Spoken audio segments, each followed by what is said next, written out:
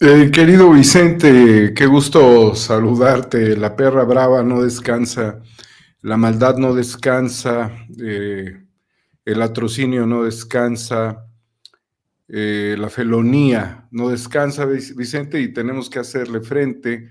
Por eso creo que yo ya llevo como 36 horas sin dormir entre varias acciones y movimientos. Me di un baño hace unos minutos para estar más fresco contigo, pero es eso justamente, los demonios no descansan y tenemos que combatir en la medida de lo posible, querido Vicente. Gusto en saludarte como siempre, hermano. Gracias, hermano Daniel Marmolejo, estaba leyendo un tuit tuyo que dice: los videos presentados por el grupo interdisciplinario de expertos independientes obligan a la captura inmediata de Murillo Karam. Adelante, Fiscalía General de la República. Pero pues, ¿con qué autoridad?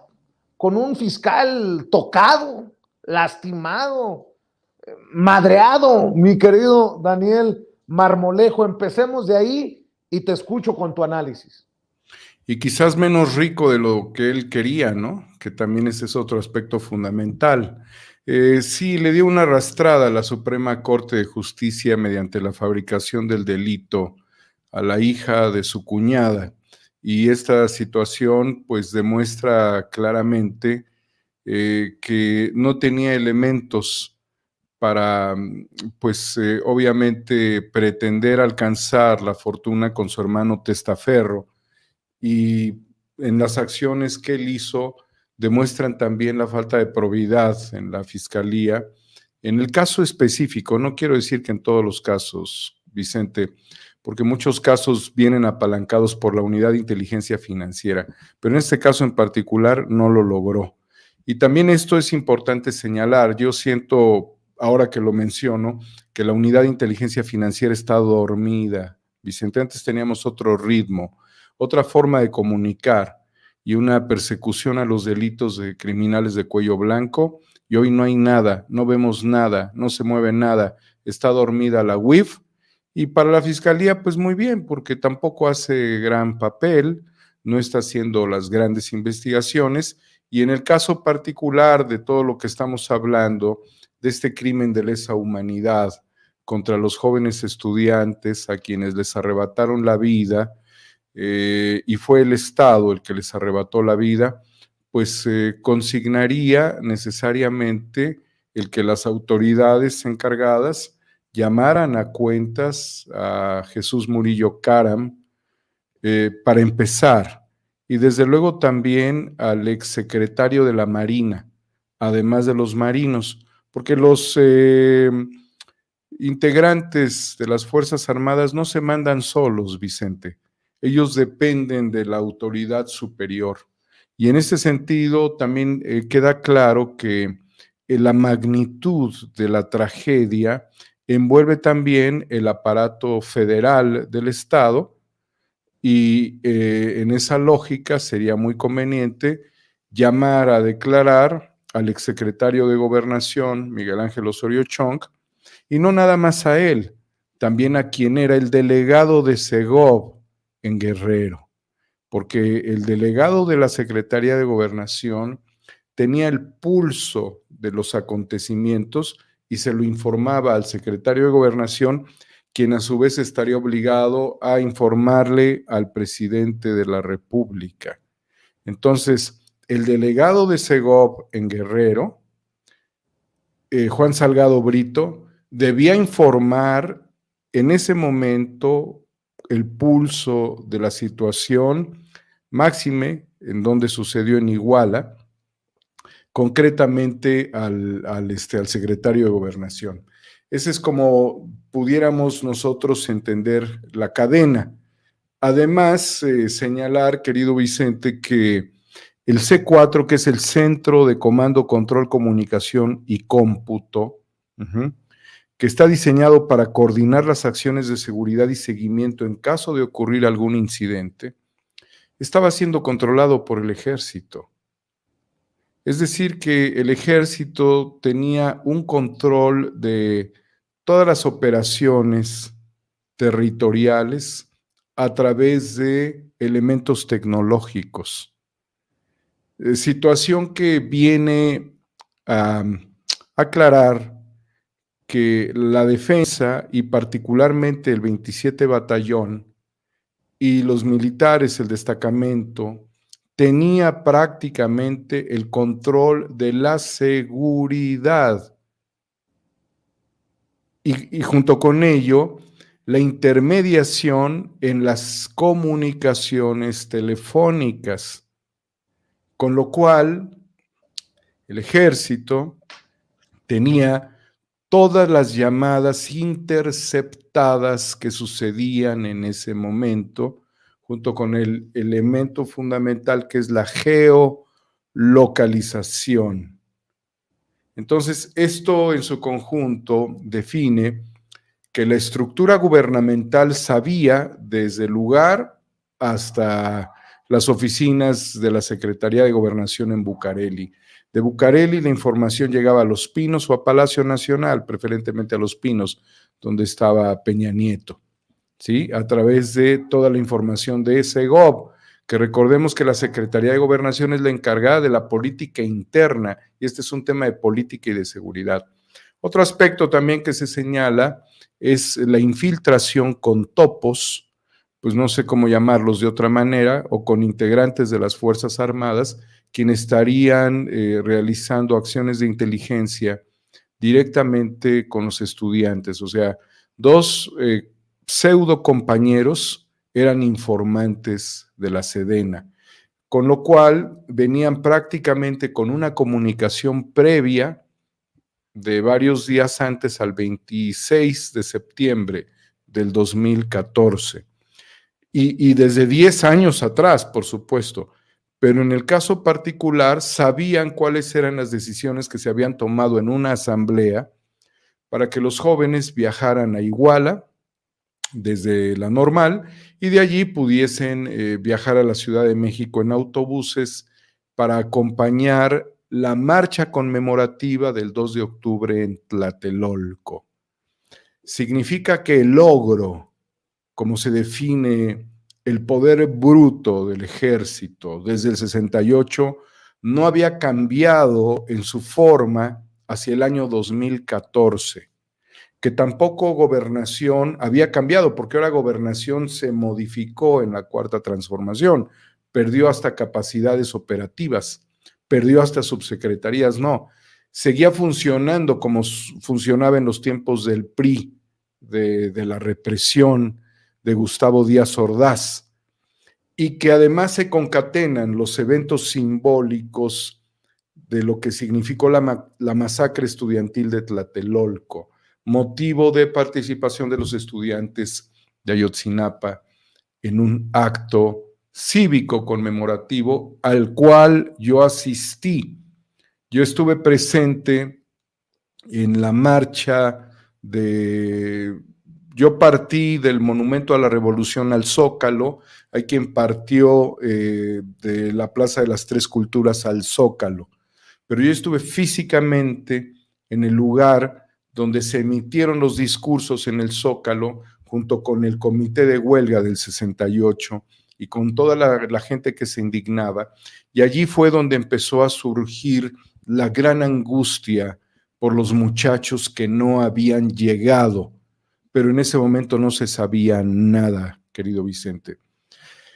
La configuración de la información presentada por el GIEI, el grupo interdisciplinario que ha funcionado en México en 3 distintas ocasiones para promover las investigaciones al más alto nivel, con el mayor pudor, cuidado, decencia, humanismo, junto con el equipo de expertos forenses argentinos, vivieron todos los bloqueos de Peña Nieto. Y junto con ello, lo que se señalaba hace un rato, Vicente, y has venido reflexionando, el papel de los medios. El papel de los medios que promovieron la idea de ya, supérenlo. La voz de Yuridia Sierra, la voz que tú has señalado de Carlos Marín, la voz de esta conductora que salía antes con Pedro Ferriz, se me olvida el nombre, Fernanda Familiar, Ciro. Ciro, desde luego Ciro Gómez Leiva, todos ellos son los voceros del demonio. Cómplices. Son cómplices y son voceros del demonio. Tenemos que estigmatizar que sus voces estaban conducidas bajo la dirección del demonio. Lo que sucedió en Iguala fue la conjunción de toda la maldad, de todo el poder destructivo, de arrancarle la vida y llevar un fenómeno trágico por un escenario intrincado en donde las pruebas se fueron borrando sistemáticamente, donde las cadenas de información se fueron bloqueando, ¿sí? Rompiendo, donde las autoridades demuestran que en el gobierno de Peña Nieto no habían cambiado las cosas respecto al gobierno de Calderón y que tanto Peña Nieto como Felipe Calderón son gobernadores del narco. Si no lo hubieran sido, Vicente, no existiría ninguna razón para que no se alcanzara una verdad objetiva, razonable, que condujera directamente a los estudiantes. En cualquiera de las circunstancias que esto hubiese ocurrido, a sus restos o a sus presencias vivas, pero fue un aparato sistemático de la destrucción de la vida, de la identidad, para llevarlos al grado de lo irrecuperable. Allí se rompió la historia, allí se rompió el humanismo, allí la humanidad se fugó en el planeta Tierra, allí se hicieron, por lo que se puede interpretar, la suma de los sacrificios en un enfoque cristiano. Allí ocurrieron las peores tragedias sobre seres humanos. No hay que ir más lejos que a Guerrero para descubrir el verdadero dolor de la humanidad. La humanidad que no ha logrado recuperar porque no ha podido enterrar a los jóvenes, no ha podido llevarle flores a un cementerio, a una cripta, a una urna. La humanidad, el planeta, comenzando por los padres y las madres, no han podido arrodillarse frente a sus hijos en cualquiera de las circunstancias.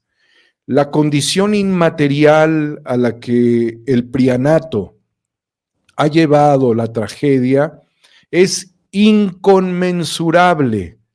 No existe una palabra en el diccionario que lo refiera. No es la pérdida de un hermano, nada más. No es la pérdida de un padre. Es la pérdida de un hijo y no existe una palabra en el diccionario que lo defina. Además, son 43. Aparte, todos los que murieron, incluyendo el ataque a los niños, el autobús de los avispones, incluyendo Julio César Mondragón, cuyo rostro le fue arrancado, y se presume que esto ocurrió estando vivo. Estamos frente al peor desastre de la política, de la narcopolítica, del narcoestado, con los peores voceros, que son los voceros del demonio, y con los protectores de quienes cometieron los crímenes de lesa humanidad. Por lo tanto, Vicente, quisiera yo referirme a que sigue habiendo en este momento, a pesar de la buena voluntad, y esto expresado por los padres de los estudiantes, un bloqueo a la entrega de la información. A pesar de que se firmó, ¿sí?, con el presidente de la República, el documento que premia por el objetivo esencial de la verdad, la consigna de todos los funcionarios públicos, incluyendo de la Marina y de la Sedena. Pero al mismo tiempo, Vicente, después de lo que hemos visto y que se ha podido referir mucha de la gente, como Epigmenio, en general todos los compañeros que aquí han estado, sobre las evidencias videográficas, el que en este momento Jesús Murillo Caram no esté frente a las autoridades declarando, siendo que hay un montaje y que se sembraron, posiblemente ellos sembraron los restos de alguno de los muchachos, algún fragmento de huesos de alguien, lo cual refiere el GIEI, no necesariamente se referiría a los 43. Pero aunque se dice por parte del GIEI que no hay que aventurarse o señalar o especular, Vicente, es claro que lo que estaban haciendo era crear un escenario ficticio para vendernos una mentira como verdad. Tenía muchas intenciones de dialogar esto con el presidente hoy en la mañana y de preguntarle al presidente si tras un tiempo razonable de año y medio en el que no se diera un avance, en el que no hubiese una autoridad mayor en la cárcel, en el que no encontráramos los restos de los estudiantes, si él estaría aceptando que los padres, que las organizaciones enfocadas al tema de la búsqueda de los 43 promovieran ante la Corte Penal Internacional llevar a todo el gobierno de Peña Nieto a entregar cuentas. Y hay elementos suficientes para hacerlo, y estos elementos estarían dentro de los supuestos de admisibilidad, que en esencia son dos, y esto forma parte del Estatuto de Roma, Vicente, y señala que el Estado no quiere investigar o enjuiciar. Ese es el primer factor. Y dentro del primer factor señala el juicio sea una simulación, decisión nacional impida la investigación o enjuiciamiento, retardo injustificado o falta de independencia, imparcialidad o debido proceso. Y si no logramos tener toda la lógica de lo acontecido, es porque estamos prácticamente en un escenario de distorsión de lo ocurrido. El otro aspecto es que el Estado no puede investigar o enjuiciar. Esto significa que hay un colapso total o sustancial del sistema de justicia. No tiene que ser total, puede ser parcial, sustancial, lo que significa que de importancia. El otro es que no puede hacer comparecer al acusado o a los acusados. Tomás Herón no está siendo entregado mediante un imperativo de reciprocidad por parte de Israel con México. No tuviéramos nosotros, amigos israelitas, a Adolf Eichmann, porque ustedes mandarían a sus agentes del Mossad para llevarlo y enjuiciarlo. Pero ya que tienen ustedes a Tomás Herón, le debo de decir al pueblo de Israel que es prácticamente lo mismo. Están ustedes frente a un sujeto que cometió crímenes de lesa humanidad, que generó torturas y que creó una mentira como verdad a un pueblo que no es enemigo de ustedes. Que valga el comparativo con Adolf Eichmann. No puede hacerse de las pruebas necesarias, y aquí es parte de lo que está señalando el GIEI, que hay información que no se les entrega, que las transcripciones de las comunicaciones no están terminadas y que nada más se hablan de 2 comunicaciones bidireccionales cuando pudieron existir más, y que por cualquier otra razón no pueda continuar con el juicio.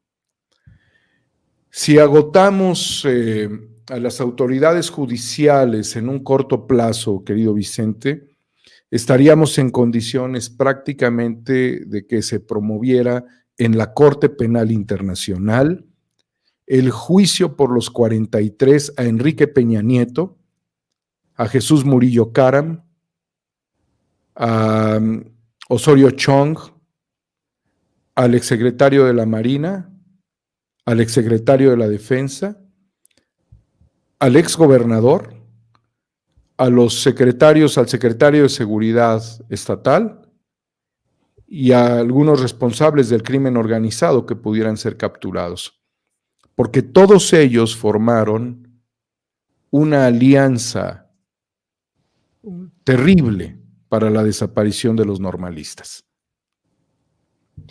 Yo, si me permites agregar a lo que estás exponiendo magistralmente, maestro, debo decir que por esto, solo como ejemplo, por esto, es que yo nunca he estado de acuerdo con lo que dice el presidente del punto final, del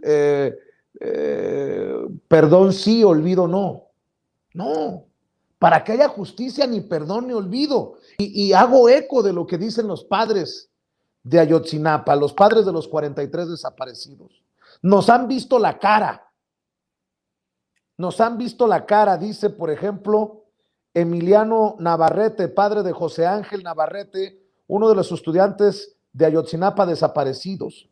¿Cómo es posible que el ejército, desde el tiempo que gobernó Peña Nieto, siempre ocultó información? Pidió que el gobierno de la Cuarta Transformación busque las herramientas legales para que Peña Nieto sea llamado a declarar y sea investigado para conocer a qué grado estuvo involucrado en la desaparición de los normalistas.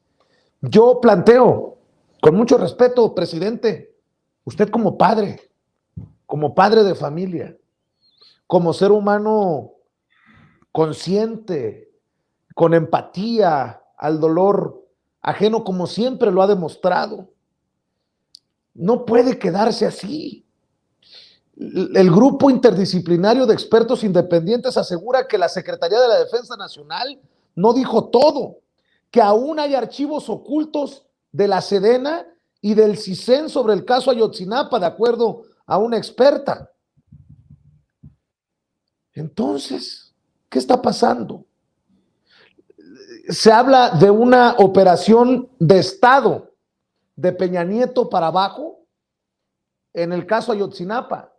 Si tan duros hemos sido para denunciar la operación de Estado en tiempos de Calderón para proteger a los familiares de la primera dama, de su esposa Margarita Zavala, luego del incendio de la guardería ABC, duros tenemos que ser con esta operación de Estado que se está desnudando por parte de los expertos independientes sobre lo ocurrido en México, en el gobierno de Peña Nieto, con la desaparición de los normalistas de Ayotzinapa. El presidente dijo en la mañanera que capitanes y un almirante de la Marina son indagados por su presunta participación en un operativo en el basurero de Cocula, Guerrero. Yo sí creo que el presidente tiene voluntad de que esto se resuelva. No creo que muchos que están en las instituciones y que fueron herencia de Peña Nieto a este gobierno estén muy interesados en seguir la voluntad del presidente. No sé si me explique, mi querido Daniel Marmolejo. Sí, Vicente, te explicas y además conmueve tu reflexión cuando señalas que todo padre, bajo esta circunstancia y teniendo el poder político y la voluntad, debe llevarlo a la última de las consecuencias, hasta encontrar la verdad. Es muy conmovedor, por ejemplo, hoy que volví a ver a las madres de los estudiantes, abracé a uno de los chiquillos con el pelo muy cortito, robusto y muy simpático y fraterno, y le pregunté quién era el normalista, y él me dijo, es mi hermano Este niño al que yo abracé debe tener aproximadamente 9 años, Vicente.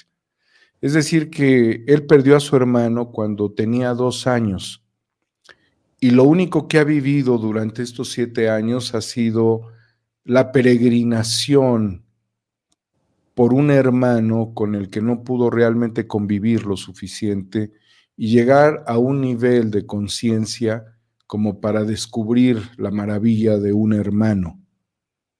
Esto es lo que el poder político ha arrebatado a este niño. Pero cuando vemos el impacto que esto tuvo a nivel planetario, la solidaridad se hizo mundial o global.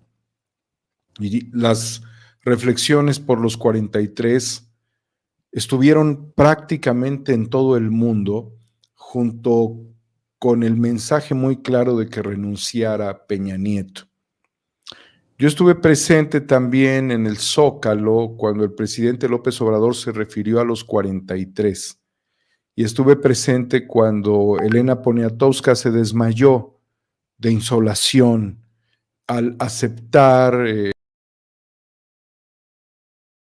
en un acto de voluntad sublime pronunciar el nombre de los 43 con extremo rigor, que ni siquiera ya a su edad lo podía hacer en el fuerte sol en la Ciudad de México en aquella ocasión y se desmayó, insolada. Y ahí estuvimos, Vicente, también, y esto hay que señalarlo, para comprobar que había una estrategia que debemos reclamar a muchos gobernantes, a la par de Peña Nieto, y en este caso de forma muy concreta a Miguel Ángel Mancera, ex jefe de gobierno de la Ciudad de México, quien en las manifestaciones generó actos atroces que repudiamos y nunca olvidaremos de represión a los manifestantes, dejándoles ir el cuerpo de granaderos para golpear a jóvenes, a ancianos, a niños, a niñas, en las manifestaciones. Particularmente recuerdo aquella que estuve, la del 20 de noviembre del año 2014, en donde la multitud, allí vimos a Lidia Cacho, a muchísimos personajes, ¿no? Ninguno de los que hablan ahora de lo del Tren Maya, no, ninguno de ellos estaba. Estaba mucha gente que tiene mucho dolor y mucho amor por el país, y veías gente de todas las edades, desde Reforma, desde el Ángel de la Independencia hasta el Zócalo, en una marcha multitudinaria impresionante. Cuando los contingentes llegan al Zócalo, nos dábamos cuenta, al menos yo registraba a los francotiradores que se encontraban apostados arriba en Palacio Nacional. Esto va dedicado a todas las idiotas, a todos los imbéciles y malas personas que creen que este gobierno es represor.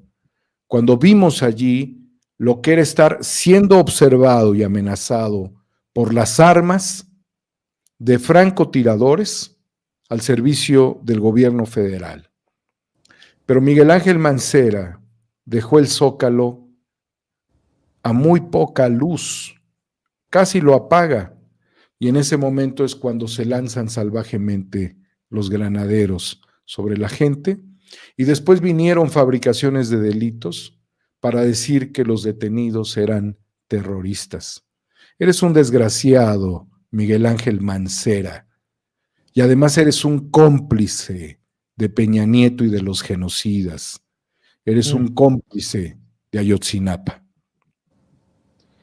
Pues maestro, algo estaremos diciendo que duele, que ya íbamos por los 14,000 conectados en vivo y en directo y otra vez estamos en los 11,000.